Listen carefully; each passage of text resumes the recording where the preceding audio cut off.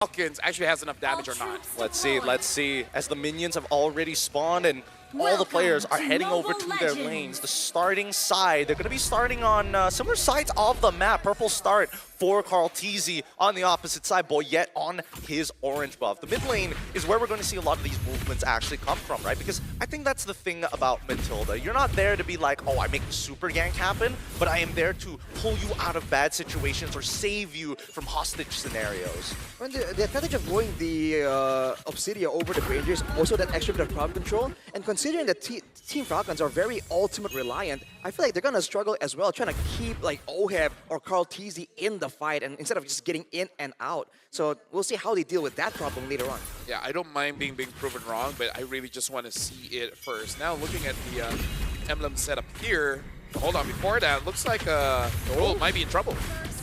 Just like that. He just walked up and took it.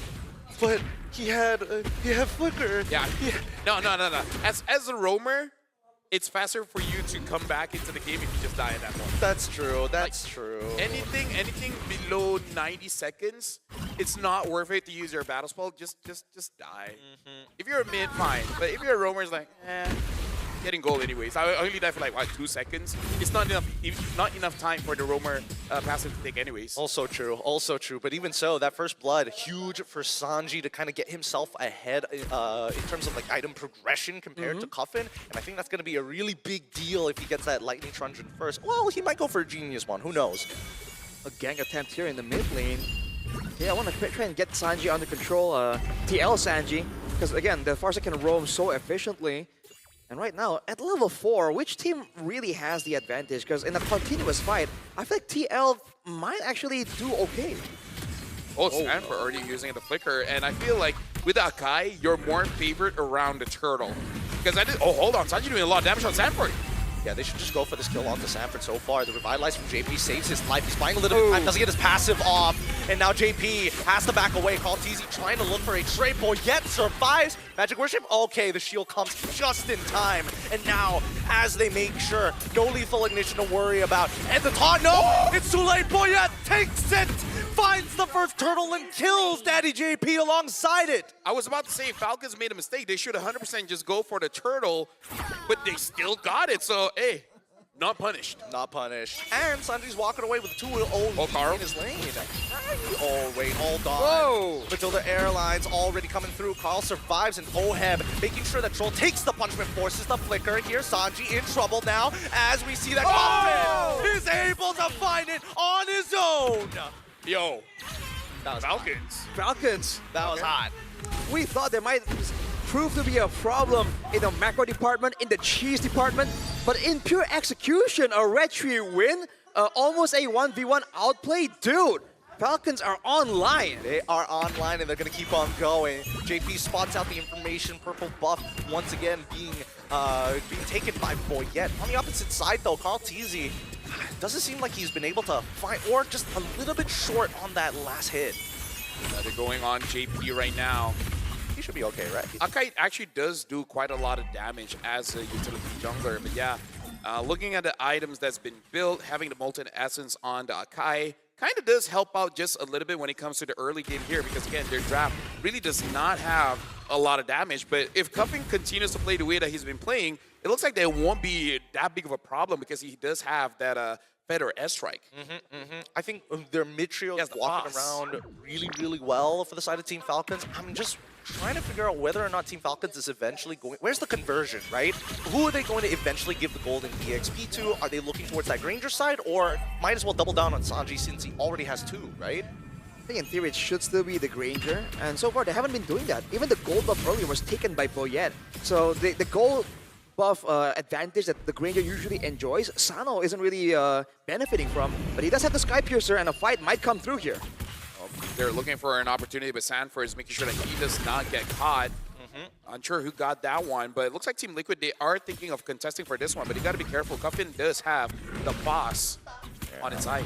Oh man, the heavy spin is also a big worry. Sanji still fighting against Sanford, and Tl actually joins in and shows himself with Matilda on top of him. Swing around. Oh wait, they actually jump double down on towards Sanford's side. They know it's like fighting him through the mud. Tl wins out on the turtle take as Sanford has done his job. Flickers away. Oh no! Gets pulled halfway across the world, and now the heavy spin comes on through to try and keep them underneath the turret. Sanford cancels it out, but it's too late. He's got backup from Sanji. Feathered airstrike stolen by Cuffin to turn things around, and now Troll and Boyette on the run as Cuffin must clean this fight up from JP and Sanji. Troll still playing in a hell of a game, making sure. Forcing out the AOG. Didn't know that the interaction worked like that, but either way, they still survive. Team Liquid won a lot for that one because put this into perspective. Tl got the turtle, went all the way down bot, killed Sado, kill goes over to Oheb, and then takes the jungle, both the green one as well as the buff. Team Liquid just like, I mean, like, if you want to fight, sure. Carl's just farming up. He's farming hard. And I think the best part about why Team Liquid is one hold on Feather Air is already coming out to deter him, making sure that Daddy JP is going to be able to get out scot-free. He doesn't have his AOG back up yet. Yeah, and again, the scaling. I just want to see if they have enough damage because at this point, Carl will eventually become a problem because he's farming up much faster compared to Boyette. And after this, Boyette has to be less stingy about his ult. Oh wow, again, huge damage onto him, and Boyette able to take him out with the help of a couple of ticks of the heavy spin and Troll. He doesn't mind going down, but he's already got the Flask of Oasis. If he can survive, that'd be great, but Tl puts the banhammer on him. Nothing gets past him. But there's some moves here from Team Falcons to try and throw a curveball, to try and get something. But overall, Team Liquid, even if they don't really have the kill advantage right now, because of how efficiently they're rotating around the map and leaving fights, they don't mind seemingly losing the fight a little bit if it means they get greater benefits afterwards through farms, through rotations. And you can see the advantage 2K.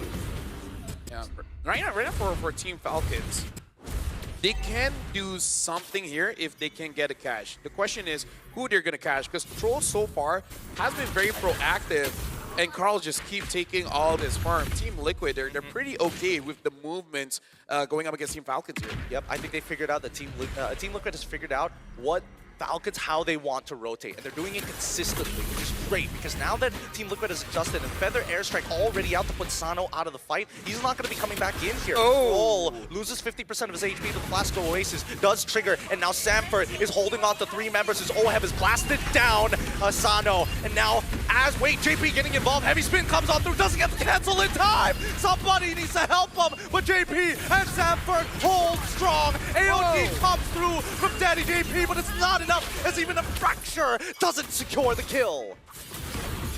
Big back and forth right there. TL with the overwhelming win, but JP, that was a very deep AOG after the fight. Oh, easy!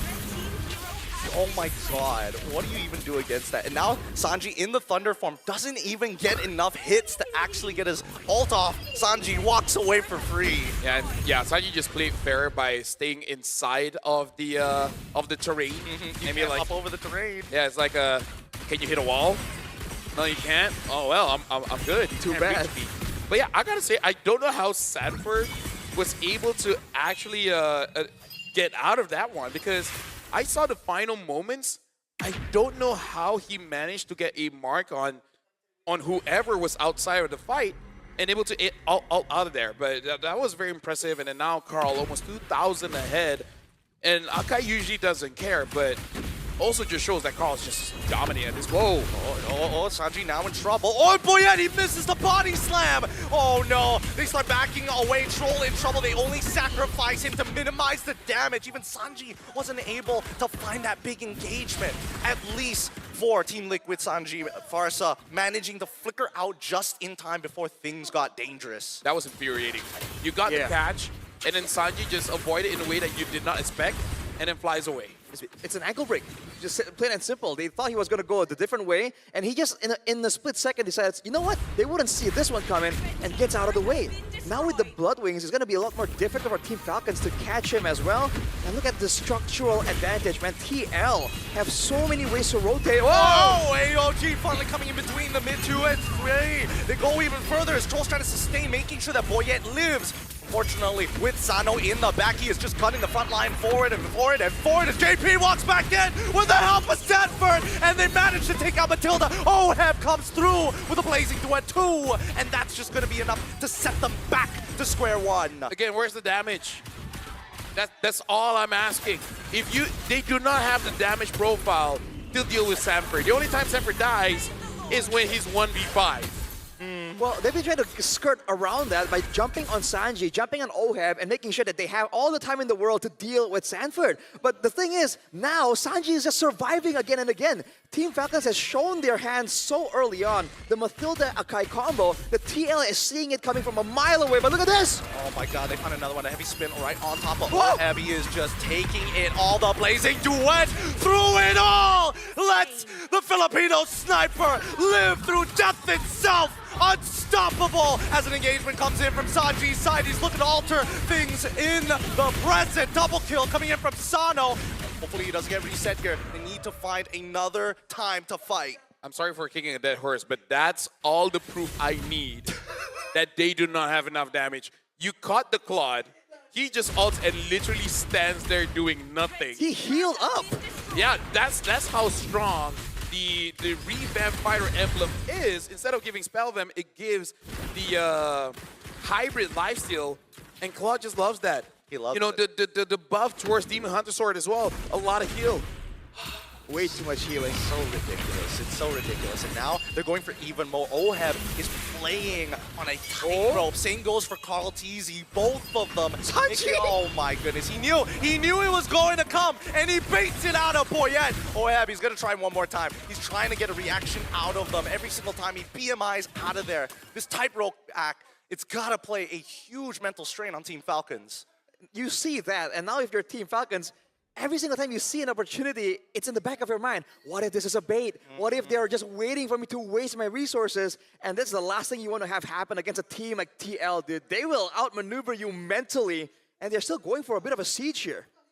Yeah, right now, Team Liquid, they're going to hold on. They're jumping on Sano. And they try, but Sano manages to flicker out and cut enough distance. Boyette is looking at that mid tier 1, and Sanford, he's finally down. Team Liquid took a risk, and it did not work out in their favor. Team Falcons bought themselves an extra 4 minutes. The way that Sanford is playing is basically like, I know I'm not going to get MVP, so I'm just going to buy time and you guys get something. I wonder if that was intentional, because he drew everyone. They saw the AOG along with the with Sanford walking into the base, and on the bottom side, that's just called easy, getting that far side base tower for free. That could have been intentional. It's a micro adjustment from Boyette specifically, right? Because if Boyette joined that top side, they would have lost their mid inhibitor almost straight away. So again, it's all about that push and pull, and I think that Liquid is just more aware, but Team Falcons, they're slowly getting it. They're like, okay, these are the signals that they're looking for as well. Yeah, Sanji knows Boyette is there. Yep, there you go. There you go. At this point, it's not even surprising. It's not. It's telegraphed not. so hard. At this point, Sanji is emailing into them. Man, dude. Even like force the flicker from Team Falcons themselves. Look at Cartesi positioned to go for an assassination.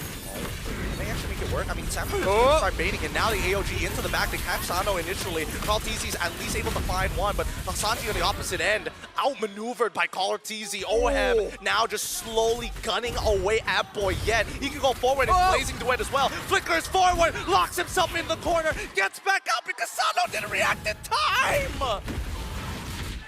Even if it did not enough damage. I really do not like this Granger against this kind of lineup coming in from Team Liquid. Now 10k ahead, and Sanji's just showing Cuffin.